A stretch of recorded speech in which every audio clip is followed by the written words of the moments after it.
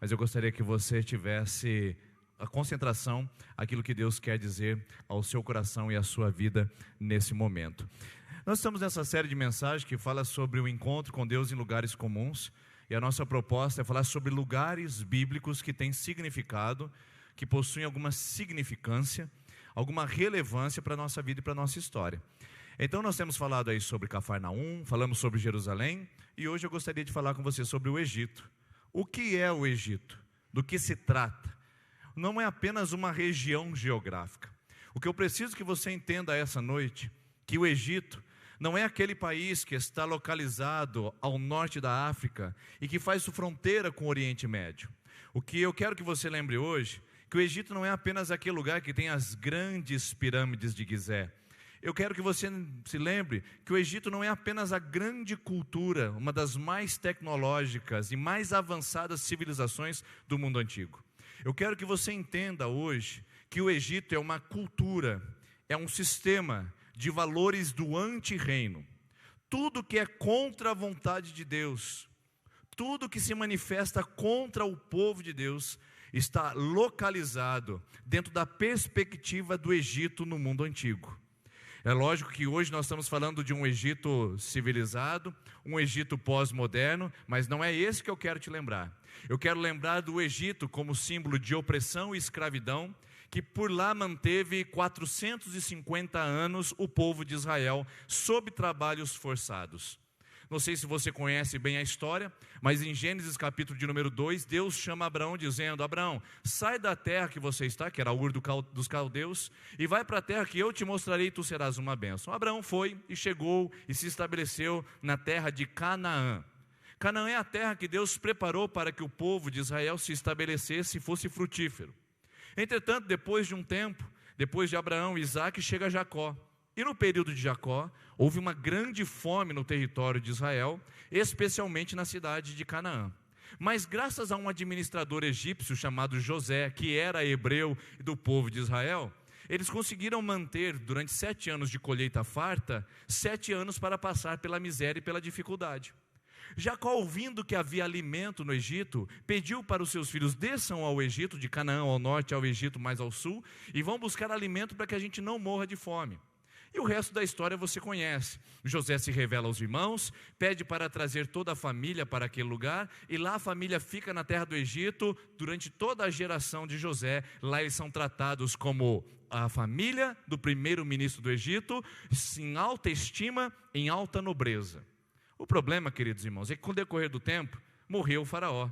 E o novo faraó não lembrava nem de José e nem dos familiares de José. E submeteu o povo de Israel a trabalhos forçados como os povos estrangeiros. Israel já não tinha privilégios nem prerrogativas dentro da terra do Egito e agora estava submetido a trabalhos forçados. Que trabalhos eram esses? Fabricar tijolos. E coloque um grau de dificuldade quando o faraó disse, depois de 450 anos de escravidão: esse povo de Israel está muito folgado. Eles estão tendo tempo para orar a Deus, buscar a Deus e querer fazer uma rebelião religiosa no meu governo. Faz o seguinte: busque a meta diária de tijolos, mas não lhes dê mais palha para fazer tijolos, que agora eles vão correr atrás das suas próprias palhas. Ou seja, a meta continua, o trabalho dobra, e a partir disso, então, os carrascos aproveitam o chicote. É chicote no lombo de dia, chicote no lombo à tarde. Os historiadores dizem que eles trabalhavam de 12 a 14 horas por dia na confecção de tijolos para o grande império de Faraó. O Egito é o símbolo do antirreino. O Egito é o símbolo da opressão, da escravidão. Como toda superpotência mundial, ela se baseia no processo de escravizar, de subtrair valores dos mais frágeis e de oprimir aqueles que não têm condições. Isso está nos nossos dias atuais, queridos. Nenhuma superpotência mundial pode sobreviver sem escravização. Não há escravização hoje daquela que percebemos física, mas há um sistema de escravidão moral, capitalista, presente nos nossos dias, e muitos de nós estamos cegos a esse tipo de escravidão atual. O fato é que o Egito tem uma correspondência muito linda e muito próxima com o mundo que a gente vive hoje. Um mundo cheio de opressões, um mundo cheio de injustiças, um mundo cheio de escravidão, um mundo cheio de baixarias, um mundo cheio de vantagismos, um mundo cheio de pecados. Os valores do antirreino estão presentes na nossa cultura, como estavam presentes na cultura do Egito. A coisa ficou tão difícil, o problema ficou tão acentuado no Egito, que Deus teve que intervir. 450 anos de escravidão, Deus falou: eu preciso libertar esse povo. Ninguém se levanta, ninguém se move, ninguém se manifesta para sair dessa condição. Deus desce e diz para Moisés em Êxodo capítulo número 3, eu vou levar você, meu filho. O Moisés fala: eu não, Senhor, mas você vai, meu filho. Então acontece que o Moisés vai até o faraó, e você conhece o resto da história. As 10 pragas do Egito, o povo de Israel sai por entre o Mar Vermelho, alguns dias de caminhada no deserto. Alguns historiadores dizem que cerca de 40 dias de caminhada no deserto. Poucos dias, depois de terem saído da escravidão e da opressão, o povo faz a sua primeira reclamação. A primeira reclamação está a alguns dias de caminhada no deserto. Em Êxodo capítulo número 16, o versículo de número 3 diz assim: Disseram-lhe a Moisés e a Arão, que eram líderes: quem dera a mão do Senhor nos tivesse matado no Egito. Lá nos sentávamos ao redor das panelas de carne e comíamos pão à vontade. Mas vocês nos trouxeram a esse deserto para fazer morrer de fome toda essa multidão. Veja bem, acabaram de sair do Mar Vermelho, estão caminhando na promessa de Deus em direção a Canaã novamente. Lembre-se, saíram de Canaã, foram para o Egito, estabeleceram no Egito, foram oprimidos no Egito. Deus fala: voltem para Canaã, porque lá é o lugar de vocês. Depois desse tempo, eles falam: nós não queremos ir para Canaã, porque Canaã está longe demais, e a gente na verdade está com saudade do Egito. Lá tinha panela, carne de panela com mandioca, carne de panela com batata, tinha carne de panela com legumes, ficava tudo muito gostoso. E aqui no deserto a gente está morrendo de fome, não tem nada para comer. Deus olha para o povo, olha para Moisés e fala: é justo, Moisés, que eles reclamem. Ninguém vai aguentar ficar morrendo de fome no deserto. Mas eu deixei esse povo passar fome até aqui para provar o coração deles e para mostrar uma coisa que eles ainda não conheceram. E olha Deus na sua infinita graça, misericórdia e paciência. Olha como Deus é paciencioso com a gente, irmãos. Olha o que Ele faz com o povo rabugento no deserto. Disse, porém, o Senhor a Moisés: eu lhes farei chover pão do céu. O povo sairá e recolherá diariamente porção necessária para aquele dia. Com isso os porei à prova para ver se seguem ou não as minhas instruções. Ou seja, é apenas um teste. É uma prova para ver que se esse povo está encaminhado no deserto é fiel ao meu chamamento. E Deus diz: eu vou fazer um milagre na vida deles, e esse milagre eu vou chamar de pão do céu. Você sabe o que é isso, irmãos? Vocês sabem? Se chama maná.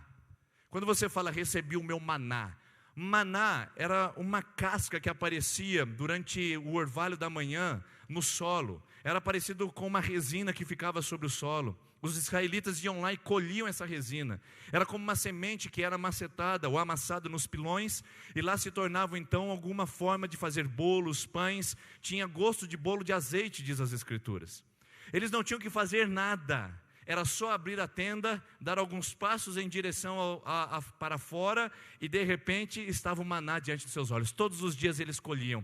Ao 6º dia vinha a porção dobrada, a casca ficava mais grossa, para que no domingo ou no sábado, no calendário judaico, eles não precisassem trabalhar retirando o maná e descansassem com a porção dobrada. Olha só que interessante, Deus diz: eu vou prover para vocês no deserto.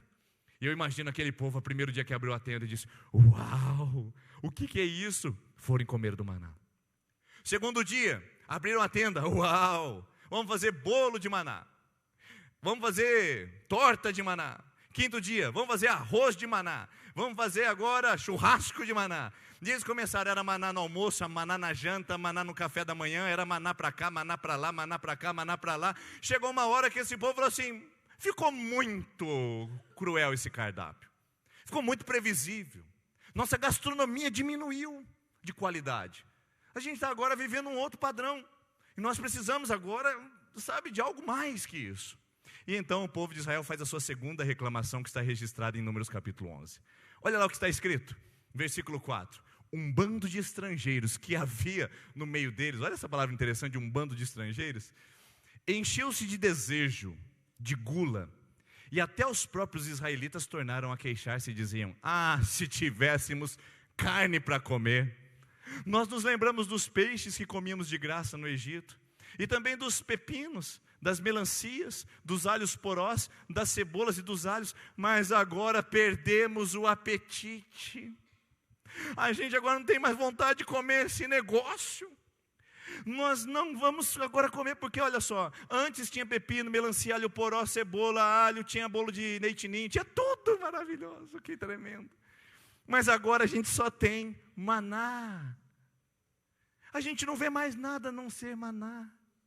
Veja só esse povo, que muito se parece com você e comigo. Irmãos, não tem como eu ler esse texto e não mergulhar nele e fazer um check-up da minha alma. Olha como sou eu. Deus tira da escravidão, da opressão, da miséria, da mediocridade, da vida inferior. Posiciona esse povo em caminho para a vida superior, para a bênção, para a transformação, para a liberdade. E no meio do caminho esse povo fala, não tem nada para comer. Deus fala, eu vou fazer milagre. O povo começa a comer do milagre, depois fala, o milagre ficou muito fraco. Que povo incircunciso de coração, teimoso, como eu e como você, como nós aqui nesse lugar. Agora eu fico pensando para você, qual é o problema com esse povo, meu Deus do céu? Porque Deus manda 10 pragas, abre o mar vermelho, manda maná do céu, e o povo quer voltar para o Egito. Deus faz coisas extraordinárias, maravilhosas, estupendas, coisas impensadas, imensuráveis, mas o povo quer voltar para o Egito. Eles querem o carrasco, eles querem o algoz, eles querem a pancada, eles querem a escravidão, eles querem a perda, eles querem a destruição. Qual é o problema, irmãos? Qual é o verdadeiro problema desse povo? Eu suspeito que temos uma palavra que pode nos ajudar a explicar. E essa palavra se chama aculturação. O que é a aculturação? É a forma de você absorver e assimilar traços de uma outra cultura que não é a sua, a ponto de ela se misturar e você não saber mais o que é parte da sua cultura legítima e original e o que é daquela que você absorveu. Deixa eu dar um exemplo. Meu bisavô era italiano. Mamma mia, massa, pasta, macarrone, tutto gente buena. Agora eu penso assim, como é que eu me viro como italiano no Brasil? Só 4 gerações, irmãos. Apenas 4. O meu bisavô era, meu avô veio para o Brasil, meu pai e sou eu. Mas eu não falo italiano. Eu não como comida de italiano. Eu não vivo a cultura de italiano, porque eu já me aculturei ao Brasil, eu sou a 4ª geração. Agora a gente olha para o povo de Israel e fala assim, povo, né? Esse povo é triste mesmo, querendo cebola, peixe, querendo carne de panela do Egito. Agora eu quero dizer para você, quantas gerações eles passaram no Egito? 450 anos, faz o cálculo. Divide pela média de idade de hoje, da época era muito menor, mas de hoje, de 70 anos. 450 dividido por 7 vai dar aproximadamente 7 gerações no Egito. Então pensa comigo, eu tenho bisavô na Itália, agora eu vou fazer a conta com você. O filho nasceu no Egito, o neto, o filho, o pai, o avô, o bisavô, o tataravô, o tatataravô, o tatatataravô. É óbvio que eles pensavam como egípcios. É óbvio que eles falavam como egípcios. E é óbvio que o apetite deles era de gente egípcia. Mas esse é o grande conflito. Eles não eram egípcios. Eles eram Israel. Eram o povo de Deus. É a mesma coisa que eu preciso falar para você essa noite. Você se comporta como egípcio. Você tem apetite de egípcio. Você tem inclinações para o Egito. Tem inclinações para o mundanismo. Mas você não é desse mundo. Deus te criou para Jerusalém celestial. Você não é dessa terra. Seu apetite pode estar desordenado, sua língua pode estar desordenada, mas Deus te criou para ser nele e estar nele para sempre. Nós não somos do Egito, irmãos. O problema é que de tantas gerações no Egito nós nos aculturamos e nos habituamos. E a aculturação ela pode vir no ramo hábito, genética e comportamento. Por exemplo, o hábito. Tire uma pessoa da favela, por exemplo. Você vai e entra e vê aquela situação grosseira, aquela sujeira. Você vai e tira a pessoa da favela, você é um quarto dividido com pano rasgado, aquela sujeira, cama mal cheirosa, o cachorro deitando junto com a família, em cima da cama, fedido. Você vai numa casa, numa favela, e vê aquela situação. Não que todas as casas nas favelas sejam assim, mas algumas são. Estão lá, aquela sujeira, aquela coisa horrível. Aí você fala, eu vou dar um melhor estilo de vida para essa pessoa. Uma melhor condição de saúde. Isso aqui não vai dar certo, as crianças brincando nesse terreno sujo aqui, junto com as galinhas, com o porco, andando para lá e para cá, vamos resolver esse negócio. Aí você vai, pega a pessoa da favela e leva para um condomínio fechado. E coloca numa casa de alto padrão. É questão de meses para a casa de alto padrão estar naquele lugar destruída e estar totalmente com cara de favela. Porque não adianta tirar a pessoa da favela se não tirar a favela de dentro da pessoa, é o hábito. É o costume. Você não conhece gente assim? Gente que é suja, porca. Gente que não se limpa, gente que não se cuida. A casa é uma sujeira, é uma bagunça. E de repente ela tem uma condição de melhorar a sua vida e muda de condomínio, ou muda de padrão, ou muda de bairro, e as coisas continuam do mesmo jeito. Não adianta. É o hábito. A mãe era assim, o avó era assim. É espírito de mulambo que vai passando de geração em geração. Sabe o que é mulambismo? É a sujeira, é a indecência, a porquice. Genética. Geneticamente as coisas mudam também. Por exemplo, se você der feijão para italiano, ele vai gostar no primeiro dia. E ele vai dizer, maravilha. Ele vai falar, muito bom. No segundo dia ele vai falar, bom. No terceiro dia ele falar, ai, muito obrigado. Porque feijão é altamente indigesto para qualquer estrangeiro. Eu tenho uma amiga colombiana que disse o seguinte, ela falou, lá na Colômbia, a gente não come feijão todo dia, a gente só come de final de semana, porque é muito forte. E aqui no Brasil a gente não come feijão de final de semana, é o dia tudo menos feijão. Mas feijão para o estrangeiro é altamente indigesto. E nós temos um amigo que mora nos Estados Unidos há muito tempo, casou-se com uma americana. Ele, como todo brasileiro, ama feijão. E a sua esposa, como uma boa americana, não consegue comer todos os dias. E aí ele teve filhos. E sabe o que os filhos fazem? Adoram feijão. Já parou para pensar nisso? Geneticamente eles já foram programados e o seu apetite já foi ordenado para a comida brasileira. Eles têm uma dupla cidadania de apetite, americana e brasileira. Esse é o nosso problema. Nós nos aculturamos ao Egito. Parece que o Egito nos chama atenção. Não é para vivermos mais daquilo, não é para estarmos mais naquilo, porque Deus, na verdade, não quer que a gente fique adaptado à cultura. Deus não quer que a gente fique habituado. E o povo de Israel falou, a gente não vai comer maná, porque a gente acostumou com carne de panela. A gente não quer o plano de Deus, porque nós nos acostumamos com o plano de Faraó. Ou seja, nós estamos aculturados. Qual é o problema, irmãos? É problema de apetite? É problema de gastronomia? Não, o problema é que o povo tem saudade do Egito. E o problema maior é que não adianta você tirar o povo do Egito. Você precisa tirar o Egito de dentro do povo. Deus tirou o povo do Egito em apenas alguns passos, mas demoraria 40 anos para tirar o Egito de dentro do povo. Vir para a igreja é fácil, meu irmão. Batizar-se é fácil, minha irmã. É só fazer um curso de novos membros, dizer eu tenho vontade. E você coloca então culto na agenda semanal da sua casa, domingo é dia de igreja. Você coloca a oração da refeição que foi instruído para você num dos retiros que você participou. E lá no retiro você teve o impacto que você viu a cultura do Egito te destruindo. Lá pela primeira vez você viu o que é Egito e o que o Egito faz com a sua história. Quando você entrou aqui pela primeira vez você viu o que o Egito está causando na sua vida. E de repente, sabe o que acontece? De repente o Egito volta a crescer dentro do seu coração. Eu nunca mais vou beber, disse você no retiro. E lá está a latinha de cerveja aos finais de semana na sua casa. Eu nunca mais vou usar esse Facebook de uma desgraça para ficar monitorando a vida dos outros. E lá está você perdidamente doida pelas coisas que são postadas e fica comentando coisas esdrúxulas. Eu nunca mais vou guardar mágoa no meu coração. Aí está você buscando os ressentimentos e as causas para poder manter a pessoa escravizada ao seu passado. E você escravizado igualmente. Por quê? Porque uma coisa é sair do Egito, outra coisa é tirar o Egito de dentro de nós. Não adianta vir para a igreja, irmão. Não adianta sair da casa e colocar calendário de culto na sua vida, se você não estiver disposto e comprometido a tirar o Egito dentro do seu coração, porque sempre a carne vai cheirar fresca. o aroma do Egito fica na sua memória olfativa. Os sons do Egito ficam na sua memória auditiva.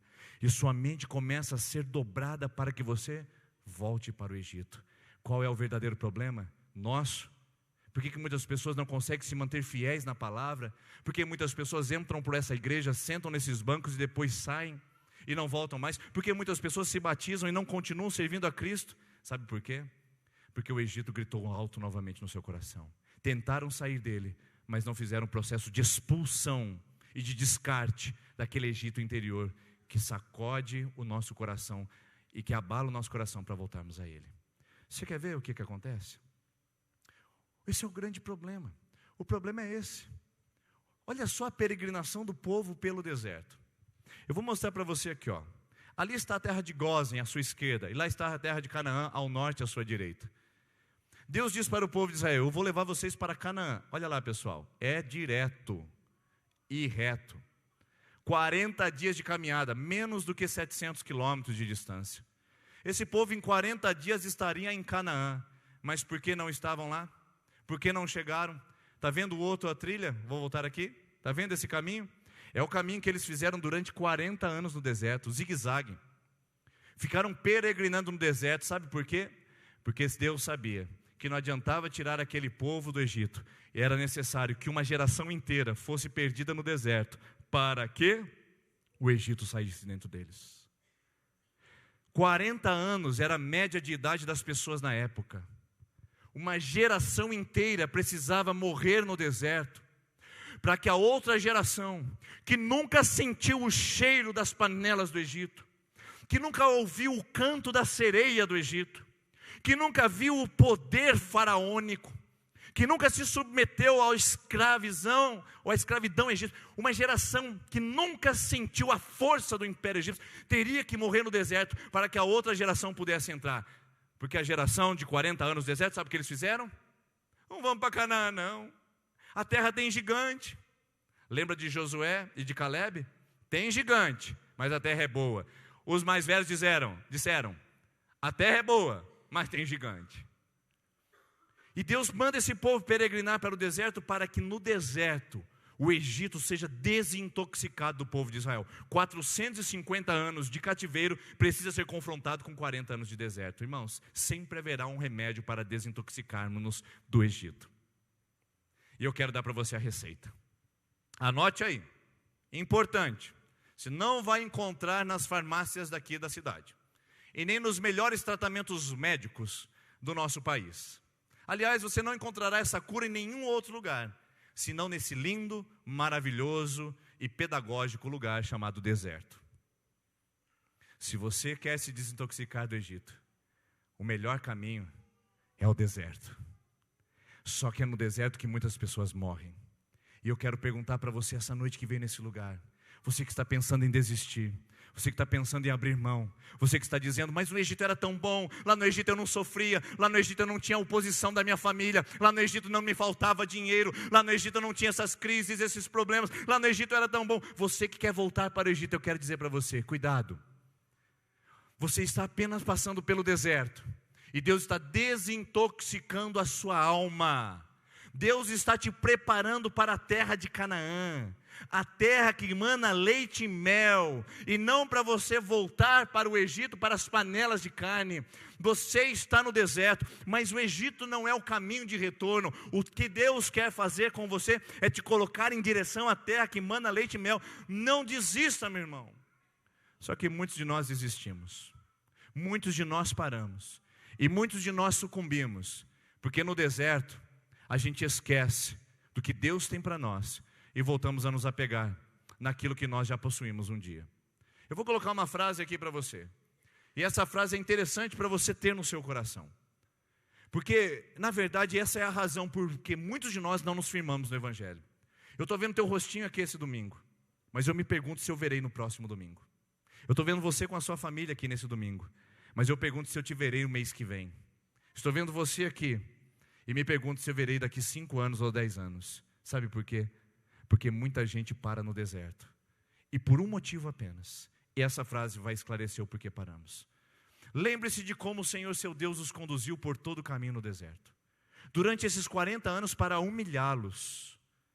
No deserto há uma prova, a fim de conhecer suas intenções, se iriam obedecer aos meus mandamentos ou não. Assim, Deus os humilhou e os deixou passar fome, mas depois os sustentou com maná, que nem vocês nem seus antepassados conheciam, para mostrar-lhes que nem só de pão viverá o homem, mas de toda palavra que procede da boca do Senhor. Ou seja, eu preciso desintoxicar vocês com o deserto.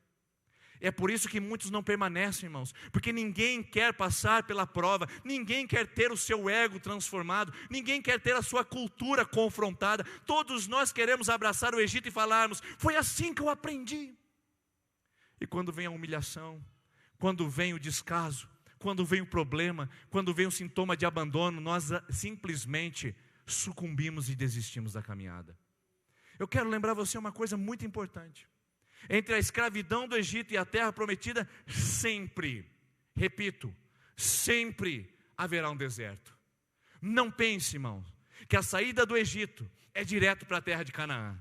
Você estava acabando de viver sob prostituição, enganando a esposa, levando a bebida para dentro da sua casa, atolado em pornografia. Agora você está na igreja dizendo: mas por que as coisas estão acontecendo na minha vida? Por que meu filho é tão rebelde? Por que meu filho está viciado? Agora eu estou orando, agora eu estou indo no retiro, agora eu estou servindo. Meu irmão, você está no deserto. A caminhada não é direta para a terra que emana leite e mel.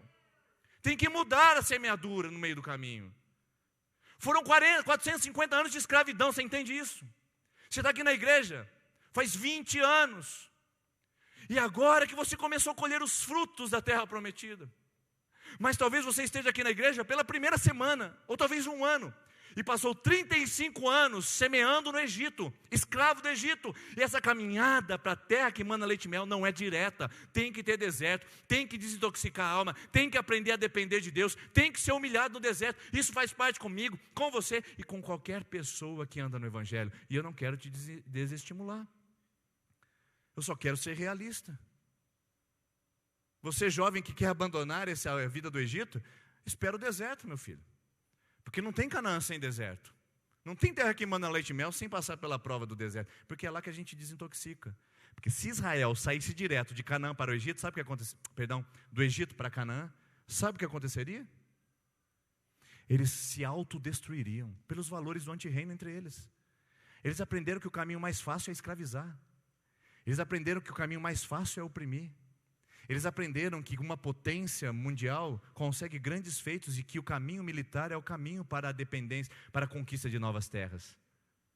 Deus tinha que colocá-los no deserto para mostrar: não é assim que funciona comigo. E é assim que Deus faz conosco. Você achava que o dinheiro era tudo na sua vida. E aí vem o deserto para Deus mostrar para você: esse é Egito. Você achava que mulheres era tudo na sua vida. E agora vem o deserto para Deus mostrar: em Canaã não é assim. Você achava que ter posição era tudo na sua vida, ou religião era tudo na sua vida, e agora vem o deserto para mostrar: com Deus não é assim. Entre a Canaã e o Egito sempre haverá um deserto que nos separa, e é ali que muitas pessoas morrem, e é ali que muitas pessoas não continuam. Então eu digo para você: muitos desistem no deserto, porque quando você não tem convicção onde Deus está te levando, sempre terá vontade de voltar para o lugar de onde Ele te tirou. Meu Deus, Deus tirou o povo do Egito. Deus te tirou da bebida. Deus te tirou de uma vida sem Deus. Deus te tirou da depressão. Deus te tirou da melancolia, da angústia. Deus te tirou da balada, da bagunça, da noitada. Deus te tirou da ressaca. Deus te tirou da mediocridade. Deus te tirou da escravidão dos prazeres. Deus te tirou de um passado traumático. Deus te tirou do remorso, do rancor, do ódio. Deus te tirou dos traumas, do abuso. Deus te tirou de uma vida perdida. E você quer voltar para lá?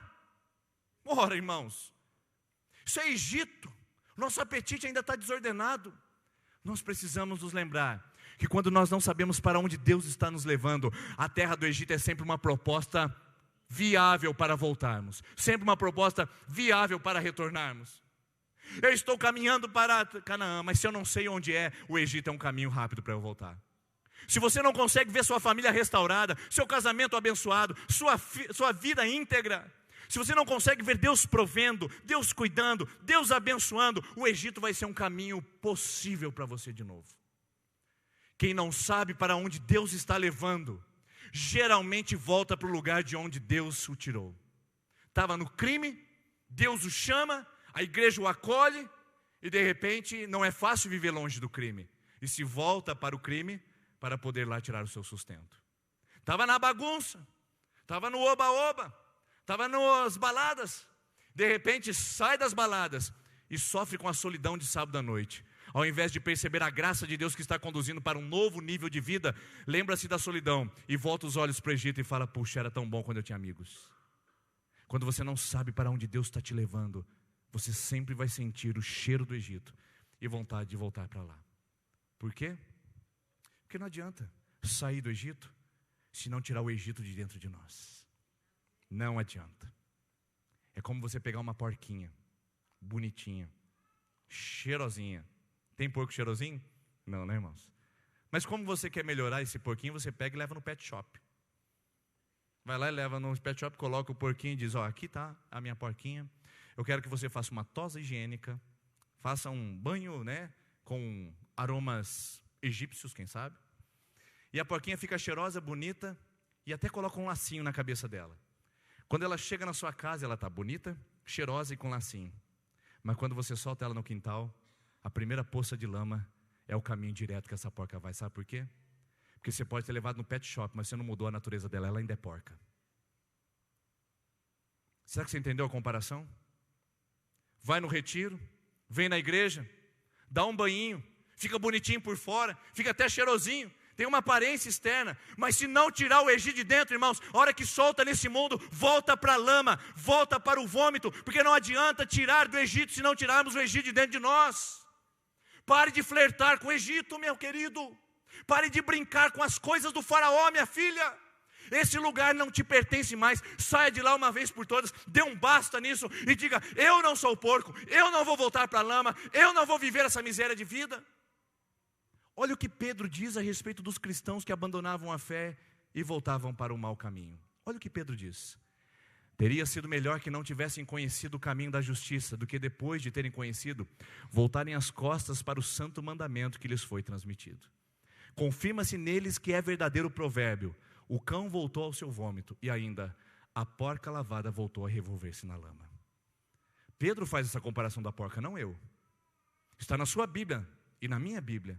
Não é coisa da minha mente. Se você abandonar esse caminho que você conheceu agora, meu filho e minha filha, você vai ser a porca que volta à lama. Porque porca ainda você é. Porque porco ainda nós somos. Dentro, por fora cheirosos e até com lacinho, mas por dentro totalmente encardidos e imundos, porque não permitimos que o Egito fosse tratado no nosso coração. Então eu quero trazer para você aqui algumas lições rápidas desse texto. A primeira delas, essa daqui que está registrada no versículo 4 de Números 11. Diz assim: um bando de estrangeiros que havia no meio deles encheu-se de gula. A primeira lição que eu quero trazer para você essa noite, e que veio forte ao meu coração, quando eu saio do Egito, para eu não ficar encantado com o Egito, para eu não querer voltar para a escravidão daquele lugar, a primeira coisa que eu preciso aprender é cuidado. Cuidado com o que você anda, com quem você anda quando você sai do Egito. Cuide de quem são as suas companhias quando você sai do Egito. Porque essas companhias sempre vão incentivar a velha vida. Ora, a palavra disse: um bando de estrangeiros, não eram de Israel, estavam no meio de Israel, haviam saído do Egito junto. Eles começaram a olhar para o israelita e falaram assim: rapaz, você não tem saudade da carne de panela lá do Egito, não? Não, rapaz, não tinha pensado nisso, não. Aí eles vão lá na outra casa e falam: o que você está fazendo? Estou fazendo um bolo de maná de novo. Você não tem saudade do peixe lá do Egito, não? Não, rapaz, sabe que eu nem tinha pensado nisso. Mas na casa do outro fala: o que você está fazendo? Estou fazendo um pudim de maná. Mas pudim de maná de novo, rapaz, maná. Você não tem saudade da cebola, do alho poró, dos condimentos do Egito? Não? Rapaz, você sabe que na verdade, agora que você falou, estou lembrando. Cuidado com quem você anda quando você sai do Egito. Tem gente que fala assim: não, eu vou para a igreja, mas eu vou manter as minhas amizades, porque as minhas amizades não podem ser substituídas. Eu também concordo com isso. Desde quando você seja influenciador e não influenciado, desde quando você seja sal e não seja salgado naquele lugar, pelos outros. Sabe por quê? Porque quando você começa a andar com um determinado tipo de pessoa, é com esse determinado tipo de pessoa que você vai se parecer. Diga-me com quem tu andas e direi quem tu... Assinado vovó. A avó sempre dizia isso. Diga-me com quem tu andas e direi quem tu és. Tem um provérbio mais verdadeiro? Não. Tem algo mais bíblico? Também não. Não está na Bíblia isso que a sua avó dizia, mas podia estar. De alguma maneira está em Salmo capítulo 1. Bem-aventurado o homem que não anda segundo o conselho dos ímpios, não se detém no caminho dos pecadores e nem se assenta na roda dos escarnecedores. O que é isso? O que é isso, irmãos? Se não eu me tornar parecido com eles. Cuidado com gente que você anda quando você saiu do Egito. Cuidado quem você leva à mesa da sua casa quando você saiu do Egito. Gente que você coloca, diz é o meu amigo do peito, mas que continua dizendo para você, volta para lá, lá era melhor. Gente que afronta a sua fé dizendo, quando você não estava na igreja você era mais legal. Quando você não estava na igreja você não tinha esse problema. Quando você não frequentava a presbiteriana, você fazia pelo menos algumas coisas engraçadas com a gente. Era divertido ficar perto de você. E você fala, será que eu fiquei chato? Será que eu tenho que voltar para o Egito para ficar legal?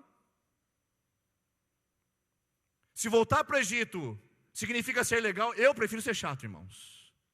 Eu não troco. Eu não troco.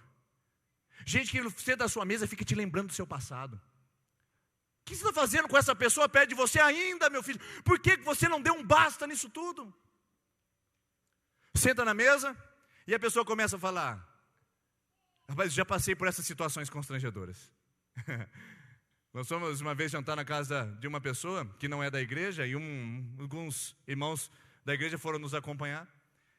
E aí esse irmão parece que é frequente na casa do irmão, e colocou lá uma loirinha, uma geladinha, né, naqueles bons termos que a gente usa aí para poder falar de uma cerveja. E aí o camarada falou assim, não estou bebendo, não. Aí o camarada fala, mas por quê? Você está doente? Não, é que eu não estou muito legal, não. Não, por quê? Irmão, fala que você abandonou essa desgraça e ponto. Por que você vai ficar fazendo moral com gente que quer destruir você? Por que a gente tem que ficar dando contornos? Eu não bebo, meu filho. Você virou evangélico, virei. E se virar evangélico te ofende, eu não posso mais ser seu amigo. É tão difícil isso, não é verdade? E aí continua indo na casa e ele coloca mais uma, e coloca mais outra, para com isso, rapaz, só um. E aí vai, e de repente você está envolvido. De repente você está com uma abraçada, ela, aleluia, glória a Deus. Gente que lembra do seu passado e fala das mulheres com as quais você se relacionou. Como você era fútil. Gente que senta na sua mesa e conta isso com orgulho. A gente lembra quando a gente ia para 1º de maio no rodeio, rapaz, a gente era doido, hein? Irmãos, eu desconfio de gente que está na igreja e fala do seu passado com orgulho. Um passado podre, sujo, e fala, eita, naquela época a gente era doido demais. Meu irmão, se você não se arrepende do seu passado, você não saiu do Egito ainda. Ainda não deixou. E aí você vai conversando com as pessoas e o Egito vai tornando natural. Você, meu filho, que está aí namorando, está com a sua namorada, querendo levar o namoro certo, o santo, correto, porque ouviu isso na palavra de Deus. Começa a andar com gente que não tem comprometimento nenhum com a palavra, e aí um começa a falar, o outro começa a falar, e tudo começa a ficar normal. E aí, afinal de contas, todo mundo faz. Cuidado com quem você anda, cuidado com gente que te lembra do Egito, e que fala como era bom naquele lugar, e te lembra das misérias dos momentos de hoje. Rapaz, você está na pior, hein, cara? Rapaz, nossa, você não tem ninguém para sair no sábado à noite? Como é que funciona isso? Cuidado com quem você anda andando. Desculpe. Cuidado com quem você anda andando. É uma boa. Cuidado com quem você coloca perto de você. Os experts em desenvolvimento pessoal dizem a seguinte palavra: você é a média das 5 pessoas que você mais convive. Não é verdade? A nossa mente se torna como a delas. Nossa vida como a delas. Nossa prática, nosso linguajar como a delas. Diga-me quem tu andas e direi quem tu és. Às vezes meu filho vem e fala assim, eu estava com fulano e tal, não sei o quê. Aí de repente ele falou, filho da... Eu falei, uau, já falou isso, já. Eu falei, mas... Aí ele falou assim para mim, então, mas ele é da igreja, pai. Aí a gente tem que começar a mostrar para os nossos filhos que nem todos que estão na igreja são de fato da igreja. Nem todos que saíram do Egito, de fato tiraram o Egito de dentro de si. Se os palavrões continuam frequentando a mesa... Aqui na igreja você fala glória a Deus e aleluia, na sua mesa você conta todo tipo de piada maliciosa, colocando negros, mulheres, pessoas por baixo e inferiores. Você saiu do Egito de fato, irmão? Saiu do Egito, cuidado com quem você anda, cuidado com quem você escuta, cuidado com quem você convive. Cuidado com o que você assiste. Porque hoje pode ser que você esteja isolado na sua casa, não tenha mais amigos, mas o seu WhatsApp é lotado de contatos, de grupos que destroem sua vida e roubam sua história. As séries que você tem na sua lista de séries são das mais terríveis e das mais nojentas. Os sites que você acessa, diga-me quem tu andas, com quem você está andando no online, nas redes sociais. Porque com quem eu ando é com quem eu vou me parecer. E é isso que parece que aconteceu ali. Eles não tiraram o bando de estrangeiro do meio. E sabe o que aconteceu? Precisaram agora experimentar na pele como é difícil você não cortar o mal pela raiz. Meu filho, se tem uma pessoa que está destruindo seu comportamento, te influenciando para o mal, corta isso. Pode ser que seja a pessoa até da própria igreja, porque esse bando de estrangeiros estavam no meio de Israel. E esses bandos de promíscuos também podem estar no meio da igreja. E você leva para sua casa achando que é da igreja. Senta lá e começa a falar do fulano, do pastor, do auxiliar do pastor, da igreja.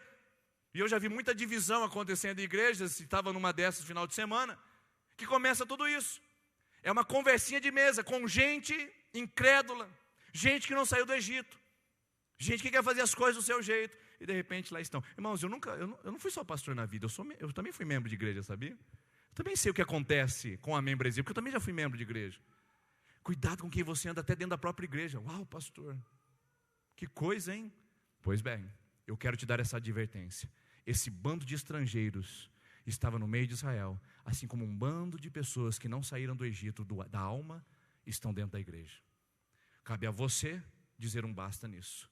E começar a andar com gente que te promove, que te discipula, que te abençoa e que confronta o seu pecado e não passa a mão na sua cabeça. Segundo, nós nos lembramos do peixe que nós comíamos no Egito.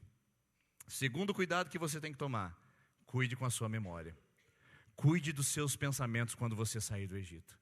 Cuidado com o que você anda capturando com a sua mente. A Bíblia diz que assim como o homem pensa, assim ele é. Portanto, eu quero desafiar você essa noite a colocar um bloqueio mental, para que o Egito não seja o padrão mental do seu pensamento, para que o seu mindset seja totalmente configurado para a mente de Cristo. Paulo diz, nós não andamos como carnais, nós não andamos como egípcios. 1 Coríntios capítulo 2, versículo 14, nós não andamos como seres carnais, mas nós temos a mente de Cristo, versículo 15. Tenha a mente de Cristo, irmão. Pare de ficar pensando nas coisas do passado. Pare de ficar absorvendo as coisas do Egito. Pare de ficar reprogramando suas memórias, dizendo, o Egito. Você fez a promessa de que você nunca mais faria uma falcatrua para se promover financeiramente. Aí está você hoje aí que não conseguiu trocar de carro faz 2 anos. Você olha para o carro e fala, ai que saudade do Egito. Eu trocava de carro cada ano lá no Egito. Você nunca ficava sozinha. Nas baladas sempre tinha um para querer beijar sua boca. E agora que você encontrou Jesus, parece que os homens da face da terra se desapareceram. E aí você de repente está na sua casa, olhando e falando, ai que saudade do Egito. Você tinha dito que nunca mais se envolveria com essas práticas. E de repente você vê que não há tanta euforia, não há tanta adrenalina como tinha antes, lembra? As adrenalinas do adultério, as adrenalinas de não ser pego pelo pai e pela mãe, as adrenalinas do pecado. Aí você vive uma vida, parece sem adrenalina agora, e você diz, ai que saudade do Egito. Cuidado com o que você pensa. Cuidado, porque aqui se processam todas as nossas crenças. Cuidado com o que você acredita. Olha o que a palavra de Deus diz em Romanos capítulo 2, versículo 2. Não se conforme com o Egito. Estou traduzindo, é verdade. Não se conforme com o Egito, mas transformai-vos pela renovação da vossa mente. Não se conforme com esse mundo, não deixe esse mundo absorver sua mente. É normal, todo mundo faz, assim que tem que ser, porque nós estamos no século 21, pastor, mas a Bíblia continua atual e a palavra continua verdadeira. Irmãos, nós não negociamos a nossa mente por causa dos prazeres do Egito. E enquanto você colocar que o Egito é uma possibilidade, a terra de Canaã sempre estará comprometida no seu para-brisa. Enquanto o Egito sempre estiver no seu retrovisor, o seu para-brisa sempre estará comprometido diante da caminhada para a terra de Canaã. Por isso que Paulo fala em Filipenses capítulo 4, versículo 8, tudo que você pensa, tudo que você, coloque isso, tudo que é bom, tudo que é amável, tudo que é louvor, seja nisso que você pense. O que é que ocupa a sua mente, meu filho? Eu quero lhe perguntar, o que é que ocupa a sua mente? Pense, o que é que você pensa durante todo o dia? É louvável? É de boa fama? Tem integridade? Tem algum louvor? É isso que ocupa o seu pensamento. O apóstolo Paulo fala em Colossenses 3, capítulo 2, pense nas coisas do alto e não nas que são aqui da terra. Pense na terra prometida, meu filho, e não pense em Egito. Porque senão o Egito vai corromper seus valores. Olha só, você está deixando de vir à igreja para poder trabalhar mais. E já perdeu seu filho por causa disso. O que mais você vai esperar perder para o Egito? Usa a mesa da sua casa para falar mal de pessoas da própria igreja ou da própria comunidade. Já está perdendo seus filhos por causa disso. Quem mais você vai esperar para perder para sair do Egito? Usa a vida particular ou até mesmo as suas condições financeiras para oprimir e para machucar pessoas. Já está perdendo a sua saúde. Quem mais você vai esperar perder para sair do Egito? Cuidado com o que ocupa o seu pensamento. Assim como o homem pensa, assim ele é. Quem pensa no Egito vive como egípcio. E por fim, nunca vemos nada a não ser esse maná. É verdadeiro isso, irmãos? Veja bem o que esse povo está dizendo, preste atenção. Eles estão falando que eles não veem nada além do que o maná. Eu quero te refrescar a memória. Se eu estivesse lá, talvez eu fosse um desses reclamões. Ou talvez eu levantaria dizendo, vocês não estão vendo nada? Eu vi as 10 pragas do Egito. Eu vi Faraó tremendo, o maior, o Deus de toda a terra conhecida, tremendo e se prostrando diante do Deus de Israel. Eu vi o Moisés abrindo o mar vermelho e nós passando a pé enxutos por esse lugar. Eu vi a água saindo da rocha. Eu vi o pão caindo do céu. Eu vi a coluna de fogo durante a noite. Eu vi a coluna de nuvem durante o dia. Eu vi o poder de Deus se manifestando no deserto. Eu vi tudo isso. Mas o povo de Israel diz, nós não vemos nada. Será que eles estão certos, irmãos? Será que isso é verdadeiro? Talvez seja verdadeiro para eles como é para nós. Você também não disse isso essa semana? Eu não estou vendo nada acontecer na minha vida. Está tudo meio parado mesmo, né? Eu não sei o que aconteceu comigo depois que eu fui para a igreja. Você não está vendo nada, meu filho? Fala a verdade, você está vendo só um manazinho que está caindo? É só isso que você consegue enxergar, então abra seus olhos. Porque tem muitos milagres que Deus está operando nos bastidores que ainda nós não temos consciência e nem percebemos. Abra os olhos. O povo de Israel, fechado para o Egito, não conseguia ver o milagre do maná. E nem os demais que Deus havia operado e todos os outros que Ele operaria. Por isso, se você não mudar a sua visão, você provavelmente será tomado pelo Egito. E isso acontece com cada um de nós. Quero mostrar para você um negócio interessante aqui, que essa é a terceira. Primeiro, cuide com quem você anda. Segundo, cuide de você sair do Egito e estar no Egito dentro do seu coração, sem tomar o princípio de abandonar o Egito definitivamente. E terceiro, cuide da sua visão ao sair do Egito. Olhe bem para onde você está indo. Olha que interessante. Você conhece aquela história do copo meio cheio e meio vazio? Conhece? Né? Quando você coloca o copo pela metade, umas pessoas você pergunta assim, o que você acha? Ela vai dizer, o copo está meio cheio. Outros vão dizer, o copo está meio vazio. Depende de como se vê. Quem está falando a verdade? Todo mundo. Todos estão falando a verdade. Depende de como se vê. Eu quero mostrar para você agora um trocadilho aqui de visões a respeito do Egito. Eu quero perguntar onde você está, enquanto a equipe de louvor vai subindo aqui. A primeira palavra que o Egito diz: temos a carne do Egito, apesar da escravidão. Vamos lá, junto? Temos a carne do Egito, apesar... Então tá. Eu quero mostrar a segunda visão. Essa é a visão daqueles que estão com o Egito dentro deles ainda. Saíram de lá, mas ainda estão com eles. Eles dizem assim, gente, a gente tem a carne do Egito, apesar da escravidão. Volta para lá, porque a escravidão não é comparada com o que Deus quer, não é comparada com o plano de Faraó para nós. Agora eu quero mostrar o segundo grupo de pessoas, que saiu do Egito e tirou o Egito dentro do coração dele. Eu quero perguntar em qual grupo você está. Olha o que o segundo grupo diria: temos a terra prometida, apesar da provação. Onde você está? Você é aquele que tem a visão voltada para o Egito ou a visão voltada para a terra prometida? Porque os seus olhos vão conduzir para onde você está olhando. A palavra de Deus diz que a mulher de Ló, quando olhou para trás, ao sair de Sodoma, virou uma estátua de sal. É isso que acontece com quem olha para trás. Jesus disse em Lucas 9,62, aquele que põe a mão no arado e olha para trás não é digno de andar comigo. Você vai continuar olhando para o Egito, meu filho? Vai continuar olhando para trás? Porque você diz assim, lá no Egito tinha escravidão, minha família era destruída, eu tinha muitos problemas, mas pelo menos lá no Egito eu comia carne. Ou você vai ser aquele que vai olhar e dizer, olha, eu tenho passado dias difíceis, eu tenho passado momentos delicados, apesar das provações, eu sei que eu estou indo para a terra prometida. Quem é você essa noite aqui? Você saiu do Egito de verdade? Ou ainda está lá? O seu coração ainda permanece lá? Atos 7,39 diz que o povo de Israel voltou para o Egito. Sabia? Não, nenhum lugar da Bíblia você vai encontrar que o povo de Israel voltou para o Egito. Não vai encontrar. Eles saíram e nunca mais voltaram. Mas Atos 7,39 diz que o povo voltou com seu coração. Olha isso. Eles estavam fora do Egito, mas com o coração lá dentro. Eu quero convidar você a refletir essa noite. Você tem lembrado das panelas e dito, eu vou voltar para lá? Lá eu era escravo, mas pelo menos eu tinha abundância de comida? Ou você vai olhar para a terra prometida e dizer, apesar da minha provação, eu estou indo para lá, onde Deus está prometendo coisas grandes e maravilhosas para mim. A frase que eu quero deixar para você essa noite, antes de nós encerrarmos, é a seguinte: você que está no deserto agora, você que deixou o Egito e está sofrendo opressões e crises resultado do deserto que você tem passado. Eu quero te deixar essa frase aqui. Não troque os dias melhores pelos dias piores, só porque você está passando dias difíceis.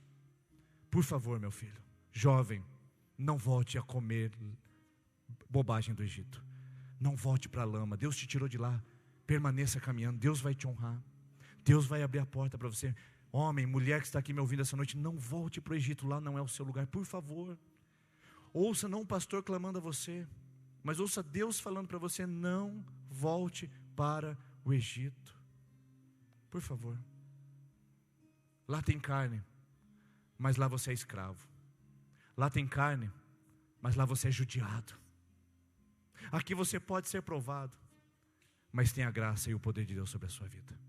Por isso, em nome de Jesus, eu peço, não troque os dias melhores que Deus tem para você no futuro pelos dias piores que você viveu no Egito no passado, só porque você está passando dias difíceis.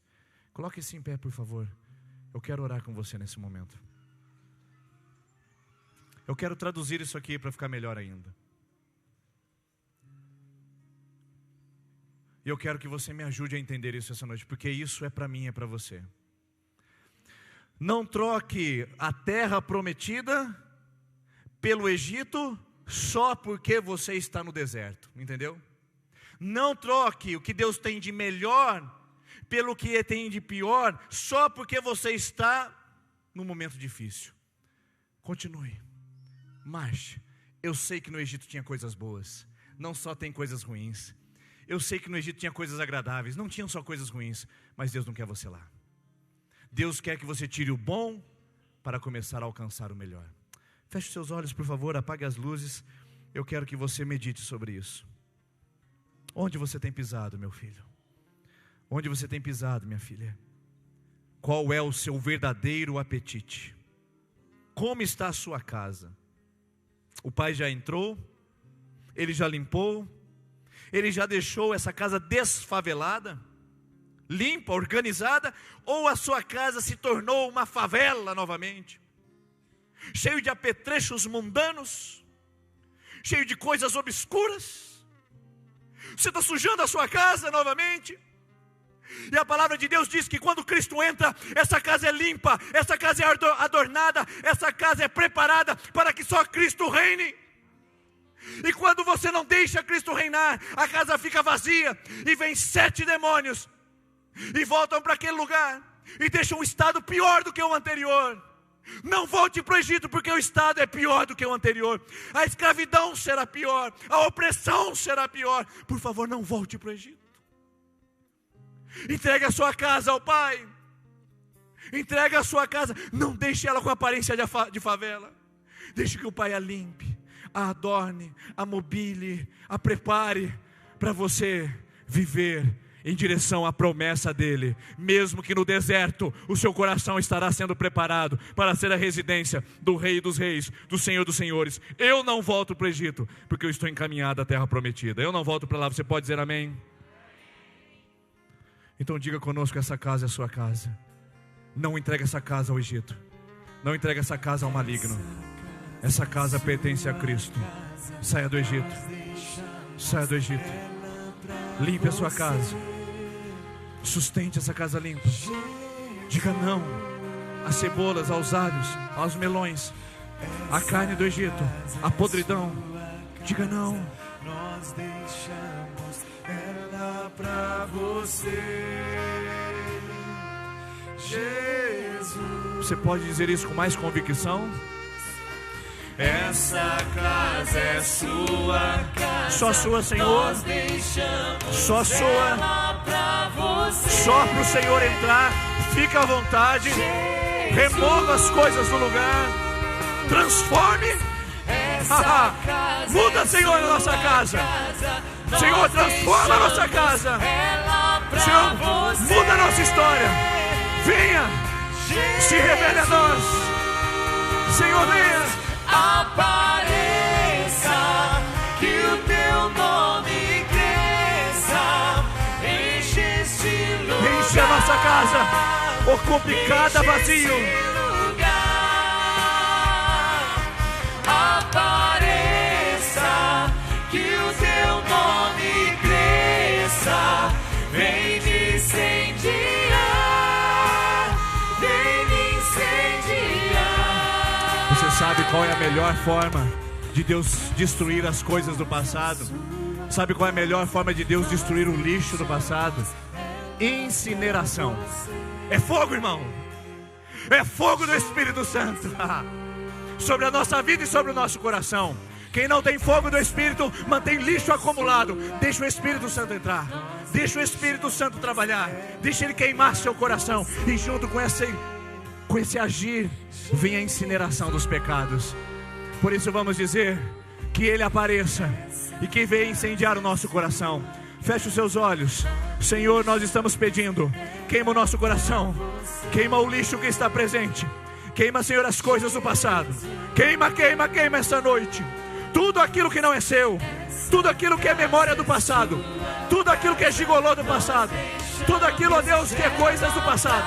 Queima, queima, Senhor, com o fogo do Espírito. Transforma-nos e apareça, Senhor, sobre nós. Apareça, que o teu nome cresça, enche esse lugar, enche esse lugar. Agora peça isso, levante as suas mãos comigo. Vem incendiar, Senhor, a tua igreja. Vem incendiar, Senhor. Vem me incendiar, vem me incendiar. E que o amor de Deus, a graça do Senhor Jesus e as consolações do Espírito Santo te mantenham firmes no deserto, porque o deserto ainda não é o fim. Deus está te levando em direção à terra que Ele lhe prometeu. Em nome do Pai, do Filho e do Espírito Santo. Amém. Deus abençoe, uma boa semana em nome de Jesus.